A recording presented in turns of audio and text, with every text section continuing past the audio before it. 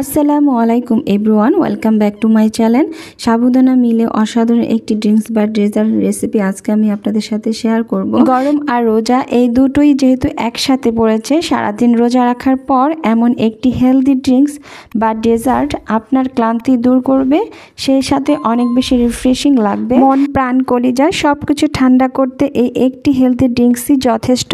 ডেজার্টটি তৈরি করতে চিনি বা অনেক বেশি ফ্রুটসের প্রয়োজন নেই। ঘরে থাকা কিছু সাবুদানা, দুধ আর কয়েকটি ফ্রুটস দিয়ে বা হেলদি ডেজার্টটি তৈরি করা যাবে। আশা করছি রেসিপিটি আপনাদের কাছে ভালো লাগবে। চলুন তাহলে রেসিপি দেখে আসি।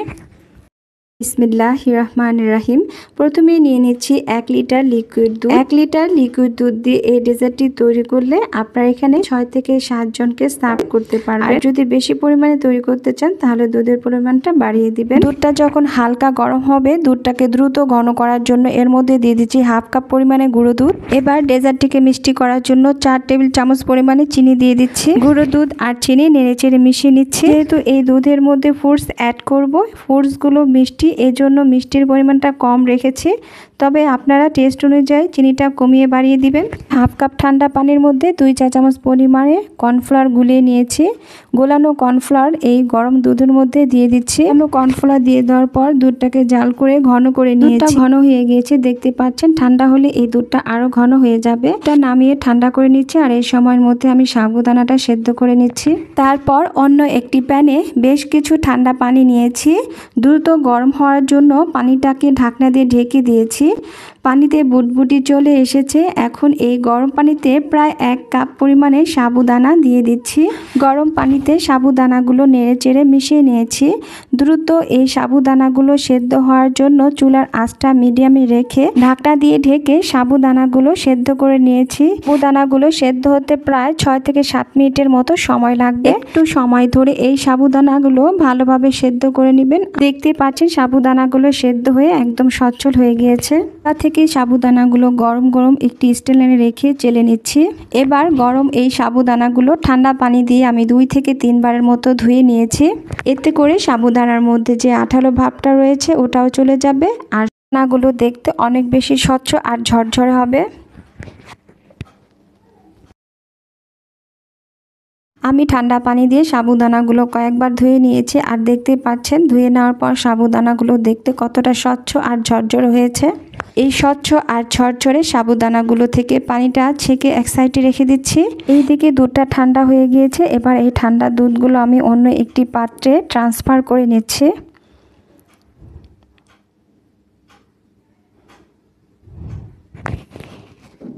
সাবুদানাগুলো থেকে পানিটা ভালোভাবে ঝরিয়ে নিয়ে এবার এই স্বচ্ছ সাবুদানাগুলো দুধের মধ্যে দিয়ে দিচ্ছি।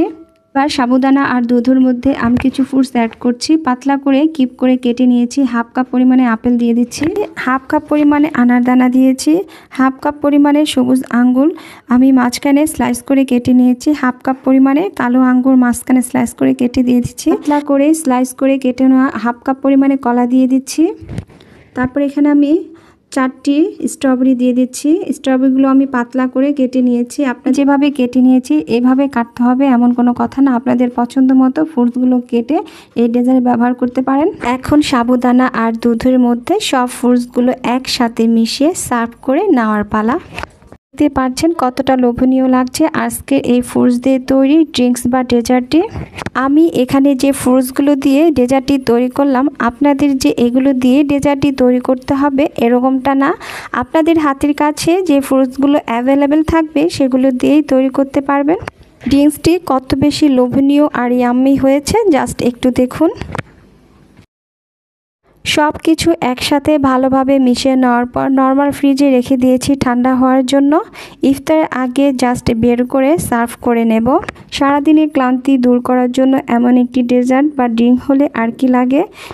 ইফতার বা সেহরিতে ভাজা পোড়া না খেয়ে মাঝে মাঝে এমন একটি হেলদি ড্রিঙ্কস ট্রাই করতে পারেন। সারাদিনের রোজার ঘাটতি বা ক্লান্তি দূর করার জন্য এমন একটি ড্রিঙ্কস বা ডেজার্টই যথেষ্ট। আপনার শরীর স্বাস্থ্য যেমন ভালো থাকবে তেমনি সারাদিন রোজা রেখে এটা খাওয়ার পর আপনি প্রশান্তিও পাবেন।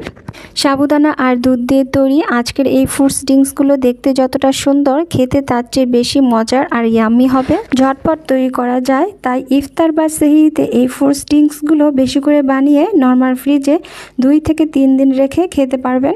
আরও বেশি ইয়াম্মি করতে চাইলে এই ড্রিঙ্কসটির উপরে কিছুটা আইসক্রিম দিয়ে দিতে পারেন। উপরে কিছুটা ফ্রুটস দিয়ে পরিবেশন করে নিয়েছি। এখানে যে আমি আইসক্রিম দিয়েছি, আপনাদের যে ওইখানে আইসক্রিম দিতে হবে এরকমটা না। যদি হাতের কাছে আইসক্রিম থাকে তাহলে উপরে কিছুটা আইসক্রিম দিয়ে ঠান্ডা ঠান্ডা পরিবেশন করে খেয়ে নিতে পারেন। রেসিপিটি আপনাদের কাছে কেমন লাগলো অবশ্যই আমাকে কমেন্ট করে জানাবেন। আর প্লিজ ভিডিওটি ভালো লাগলে একটি লাইক করে দিবেন।